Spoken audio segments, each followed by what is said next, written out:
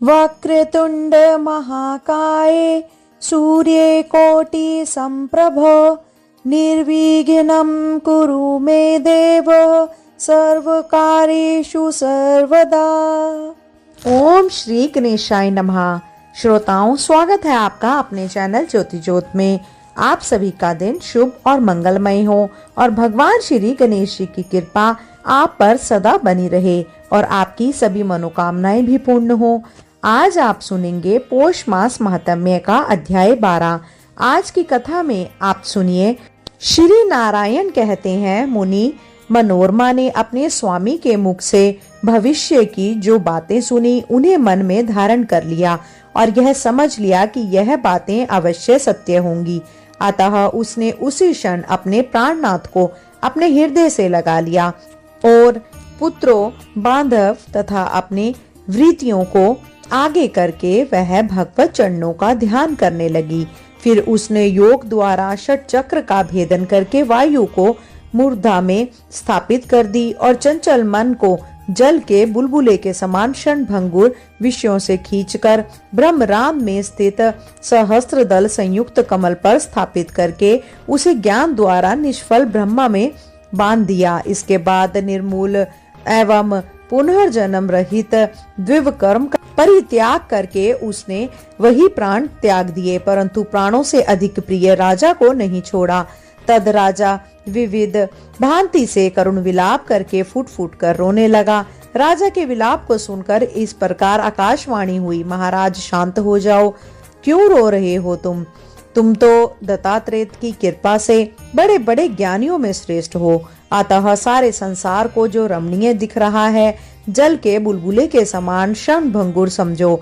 वह साध्वी मनोरमा तो लक्ष्मी के अंश से उत्पन्न हुई थी, अतः वह लक्ष्मी के वास स्थान को चली गई। अब तुम भी रणभूमि में युद्ध करके बैकुंठ को जाओ। आकाशवाणी के इस वचन को सुनकर नरेश ने शोक का परित्याग कर दिया। इसके बाद चंदन की लकड़ी से दिव्य चिता तैयार की और पुत्र के द्वारा अग्नि संस्कार कराकर उसका दाह कराया। फिर मनोरमा के पुण्य के निमित्त हर्ष पूर्वक ब्राह्मणों को नाना प्रकार के रत्न, भांति भांति के वस्त्र और अनेक तरह के अन्य दिए। मुनि उस अवसर पर कीर्तिवीर राजा के आश्रम में सर्वत्र निरंतर यही शब्द होता रहा था कि दान दो और खाओ खाओ। उस समय राजा द्वारा अधिकृत कोषों में जो जो धन मौजूद था उसे उसने मनोरमा के पुण्य के निमित्त हर्ष पूर्वक ब्राह्मणों को दान कर दिया।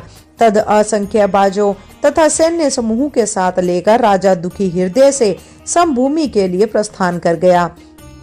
आगे बढ़ने पर यद्यपि राजा को प्रत्येक मार्ग में अमंगल के ही दर्शन हुए, तथापि वह रण क्षेत्र की ओर ही बढ़ता गया। पुनः राजधानी को नहीं लौटा। वहां युद्ध भूमि में भृंगुवंशी परशुराम को सामने देखकर वह तुरंत रथ से उतर पड़ा और भक्ति पूर्वक बड़े बड़े राजाओं के साथ दंड की भांति भूमि पर लेटकर उन्हें प्रणाम किया। तब परशुराम ने तुम स्वर्ग में जाओ ऐसा राजा को उसका अभिष्ट आशीर्वाद दिया। अब परशुराम जी कहने लगे, हे राजेंद्र, तुम तो चंद्र वंश में उत्पन्न हुए हो और विष्णु के अंशभूत बुद्धिमान तथा त्रेत के शिष्य हो। तुम स्वयं विद्वान हो और वेदज के मुख से तुमने वेदों का श्रवण भी किया है। फिर भी तुम्हें इस समय सज्जनों को वंडित करने वाली दुर्बुद्धि कैसे उत्पन्न हो गई? तुमने पहले लोभ वंश निरी ब्राह्मण की हत्या कैसे कर डाली? इसके कारण सती साध्वी ब्राह्मणी शोक समत होकर पति के साथ सती हो गई। भूपाल, इन दोनों के वंश से परलोक में तुम्हारी क्या गति होगी? कपिला कहाँ गई और तुम कहाँ गए? विवाद कहाँ गया और मुनि कहाँ चले गए? परंतु एक विद्वान राजा ने जो कर्म कर डाला वह हलवा भी नहीं कर सकता। मेरे धर्मात्मा पिता ने तो तुम जैसे नरेश को उपवास करते देखकर भोजन कराया और तुमने उन्हें वैसा फल दिया। राजन, तुमने शास्त्रों का अध्ययन किया है, तुम प्रतिदिन ब्राह्मणों को विधि पूर्वक दान देते हो और तुम्हारे यश से सारा जगत व्याप्त है। फिर बुढ़ापे में तुम्हारे अब कीर्ति कैसे हो आई? यह सुनकर राजा ने कहा, हे राम, आप श्री हरि के अंश है, हरि के भक्त और जितेंद्रिय है। मैंने जिनके मुख से धर्म श्रवण किया है आप उनके गुरु के भी गुरु हैं। मुने रागवश मैंने कामधेनु की याचना की थी, अतः मुझ अनुरागी क्षत्रिय का इसमें कोई भी अनुरागीय क्षत्रिय का इसमें कौन सा अपराध हुआ। फिर भी आपके पिता ने महान बल पराक्रम से संपन्न बहुत से भूपालों का वध कर डाला। इस प्रकार यहाँ शिशु अवस्था वाले राजकुमार ही आए हैं। आपने संपूर्ण पृथ्वी को 21 बार भूपालों से शून्य कर देने के लिए जो प्रतिज्ञा की है उसका पालन कीजिए। युद्ध करना तो क्षत्रियों का धर्म ही है। युद्ध में मृत्यु को प्राप्त हो जाना उनके लिए निंदनीय नहीं है, परंतु ब्राह्मणों की रण स्पृहा लोक और वेद दोनों में विडंबना की पात्र है। वाणी ही जिनका बल और तप ही जिनका धन है, उन ब्राह्मणों की भांति ही प्रत्येक युग में स्वस्थ कारक कर्म है। ऐसा कहकर राजा कीर्तिवीर शांत हो गया और उसके उस वचन को सुनकर सभी लोग मौन हो गए। फिर परशुराम ने सभी भाई जो बड़े शूरवीर और हाथों में अत्यंत तीखे शस्त्र अस्त्र धारण किए हुए थे, उनकी आज्ञा से युद्ध करने के लिए आगे बढ़े। तब तो स्वयं मंगल स्वरूप तथा मंगलों का आश्रय स्थान था उस महाबली मत्स्य राज ने भी उन सबको युद्ध उन्मुख देखकर युद्ध करना आरंभ किया। उस राजेंद्र ने बाणों का जाल बिछाकर उन सभी को रोक दिया। जमद अग्नि के पुत्रों ने उस बाण समूह को छिन्न भिन्न कर दिया। मुनि राजा ने सैकड़ों सूर्य के समान प्रकाशमान दिव्य अस्त्र चलाया, परंतु मुनियों ने महेश्वर अस्त्र के द्वारा खेल ही खेल में उसे काट दिया। पुनः मुनियों ने दिव्य अस्त्र द्वारा राजा के बाण सहित धनुष रथ सारथी और कवच की धज्जियां उड़ा दी। इस प्रकार राजा को शस्त्रहीन देखकर मुनियों को महान हर्ष हुआ। तब उन्होंने मत्स्य राज का वध करने की इच्छा से शिवजी जी का त्रिशूल हाथ में उठाया।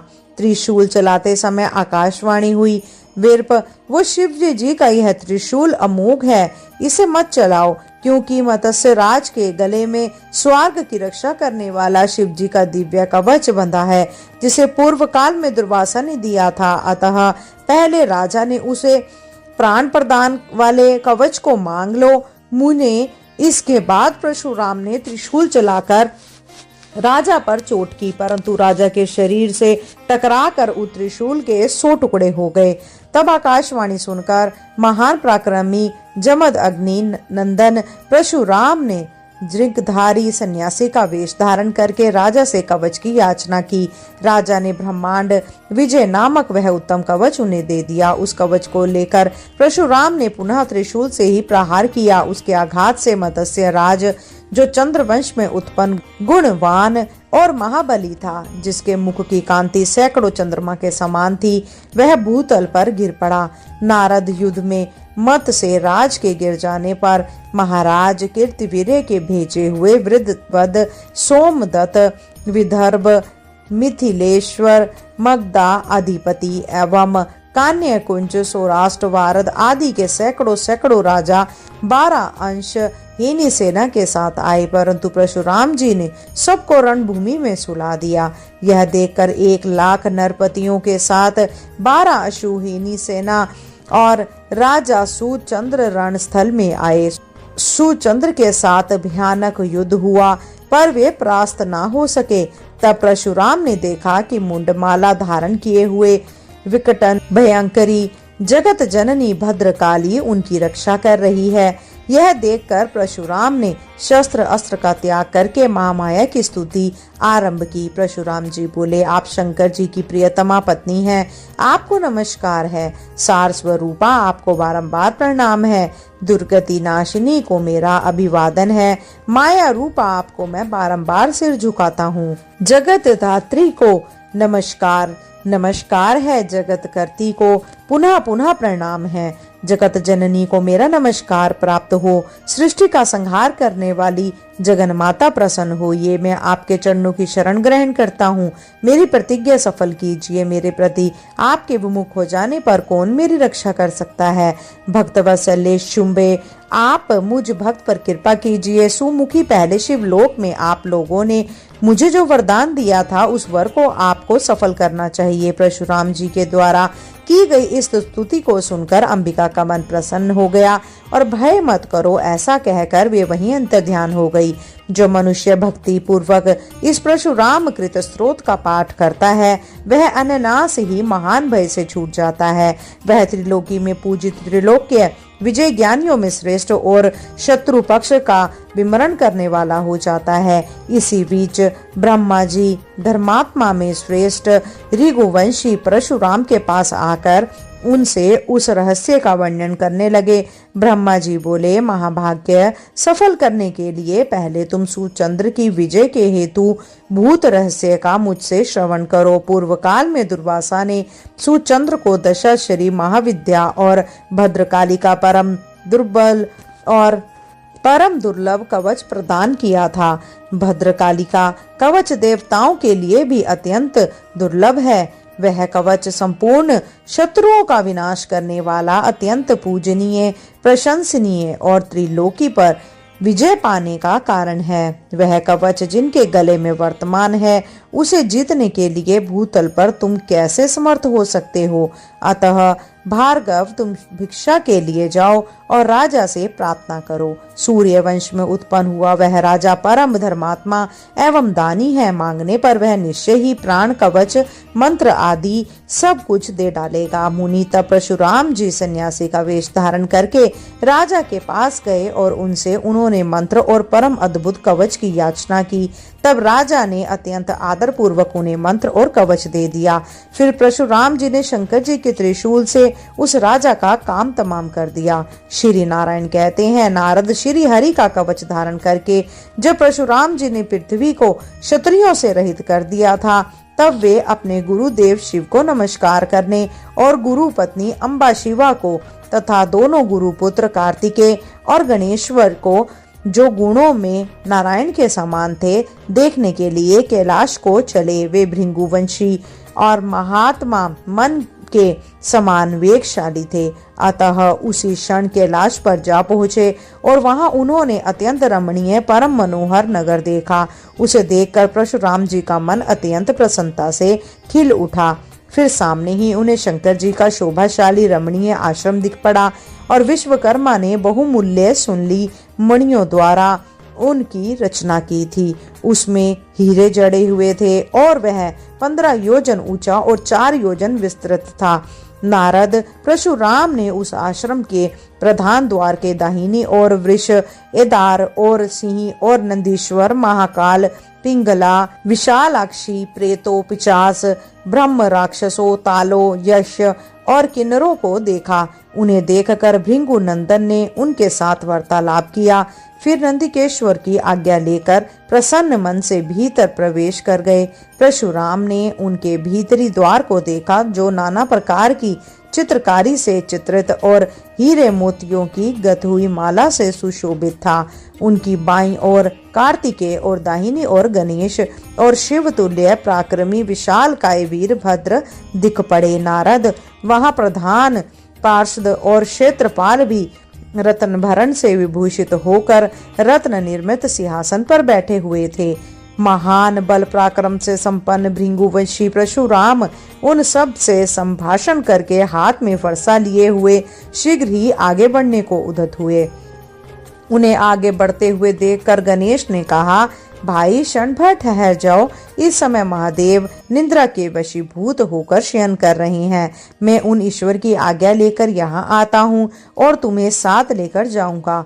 इस समय रुक जाओ। गणेश की बात सुनकर महाबली परशुराम जो बृहस्पति के समान वक्ता थे कहने लगे, उद्यत हो गए। परशुराम जी ने कहा, भाई मैं ईश्वर को प्रणाम करने के लिए अंतपुर में जाऊंगा और भक्ति पूर्वक माता पार्वती को नमस्कार करके तुरंत ही घर को लौट जाऊंगा। जो सगुण निर्गुण भक्तों के लिए अनुग्रह के मूर्त रूप, सत्य स्वरूप, ब्रह्म ज्योति, सनातन, स्वेच्छामय, दया सिंधु, दीन बंधु, मुनियों के ईश्वर, आत्मा में रमण करने वाले और भक्त वत्सल हैं, जिनसे मैंने नाना प्रकार की विधाओं और अनेक प्रकार के परम दुर्लभ शास्त्रों को प्राप्त किया है और उन जगदीश्वर गुरु के इस समय मैं दर्शन करना चाहता हूँ। ऐसा कहकर परशुराम गणपति के आगे खड़े हो गए। इस पर श्री गणेश जी ने उनको बहुत तरह से समझाया कि इस समय भगवान शंकर और माता जी अंतपुर में हैं, आपको वहां नहीं जाना चाहिए। पर परशुराम जी हट करते ही रहे। इसके बाद जो कुछ भी हुआ उसका वर्णन आप इसके अगले अध्याय में सुनेंगे। श्रोताओं, अब आप रसपान कीजिए श्री गणेश चालीसा के पाठ का। जय गणपति सद्गुण सदन, कविवर बदन कृपाल, विघ्न हरण मंगल करण, जय जय गिरजा लाल। जय जय जय गणपति गणराजू, मंगल भरण करण शुभ काजू। जय गज बदन सदन सुख दाता, विश्व विनायक बुद्धि विधाता। वक्रतुंड शुचि शुंड सुहावन, तिलक त्रिपुंड भाले मने भावन। राजत मणियुक तन मुरमाला, स्वर्ण मुकुट सिर नयन विशाला। पुस्तक पाणि कुठार त्रिशूल, मोदक भोग सुगंधित फूलम। सुंदर पीतांबर तन साजित, चरण पादुका मुनि मन राजित। धनी शिव सुवन शरणानन भ्राता, गौरी ललन विश्व विख्याता। रिद्धि सिद्धि तव चमर सुधारे, मूषक वाहन सोहत द्वारे। कहो जन्म शुभ कथा तुम्हारी, अति शुचि पावन मंगलकारी। एक समय गिरिराज कुमारी, पुत्र हेतु तप की नह भारी। भयो यज्ञ जब पूर्ण अनुपा, तब पहिचो तुम धरी द्विज रूपा। अतिथि जानी के गोरी सुखारी, बहुविधि सेवा करी तुम्हारी। अति प्रसन्न हवे तुम वर दीना, पुत्र मातु पुत्र हित जो तप कीना। मिले ही पुत्र तुहि बुद्धि विशाला, बिना गर्भ धारण यही काला। गणनायक गुण ज्ञान निधाना, पूजित प्रथम रूप भगवाना। असे कही अंतर ध्यान रूप हवे, पालना पर बालक स्वरूप हवे। बनी शिशुरुदन जब भई तुम ठाना, लखी मुख सुख नहीं गोरी समाना। सकल मगन सुख मंगल गावही, नाभते सुरन सुमन वर्षावही। शुंभु उमा बहुदान लुटावही, सुर मुनि जन सुत देखन आवही। लखी अति आनंद मंगल साजा, देखन भी आए शनि राजा। निज अवगुण गुणी शनि मन माही, बालक देखन चाहत नाही। गिरिजा कछु मन भेद बढ़ायो, उत्सव मोर न शनि तुहि भायो। कहत लगे शनि मन सकुचाई, का करियो शिशु मोहि दिखाई। नहीं विश्वास उमा उर भयो, शनि सो बालक देखन कहुओ। पद तहि शनि दृग कोण प्रकाशा, बालक सिर उड़ी गयो आकाशा। गिरिजा गिरी विकल हवे धरणी, सो दुख दशा गयो नहीं वरणी। हाहाकार मचयो कैलाशा, शनि की नो लखी सूत को नाशा। तुरंत गरुड़ चढ़ी विष्णु सिधाए, काटी चक्र सो गज सिर लाए। बालक के धड़ ऊपर धार्यो, प्राण मंत्र पढ़ी शंकर डार्यो। नाम गणेश शंभु तप कीनः, प्रथम पूज्य बुद्धि निधि वर दीने। बुद्धि परीक्षा जब शिव कीनः, पृथ्वी पर प्रदक्षिणा लीनः। चले शनानन भर्मि भुलाई, रचे बैठ तुम बुद्धि उपाई। चरणे मातु पितु के धर लीने, तिनके साथ प्रदक्षिण कीने। धनी गणेश कही शिव ही हर्षे, नभते सुरन सुमन बहु बरसे। तुमरी महिमा बुद्धि बढ़ाई, शेष सहस मुख सके न गाई। मैं मतिहीन मलिन दुखियारी, करहु कौन विधि विनय तुम्हारी। भजत राम सुंदर प्रभुदासा, जग प्रयाग कंक्रा दुर्वासा। अब प्रभु दया दीना पर कीजे, अपनी शक्ति भक्ति कुछ दीजे। श्री गणेश यह चालीसा पाठ करे धर ध्यान, नित नव मंगल ग्रह बसे लहे जगत सम्मान।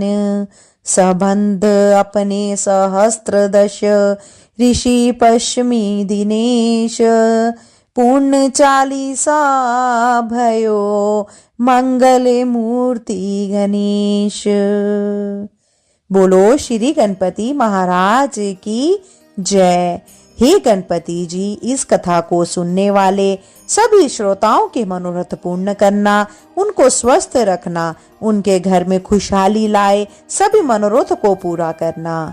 श्रोताओं, अगर आपने इन कथाओं का आनंद लिया हो तो कृपया करके वीडियो को लाइक और शेयर करें। इसी के साथ साथ अगर चैनल पे नए हैं तो कृपया करके सब्सक्राइब अवश्य कीजिए। आज के लिए इतना ही। शीघ्र मिलते हैं नई वीडियो नई जानकारी के साथ। जब तक के लिए जय श्री कृष्णा, राधे राधे।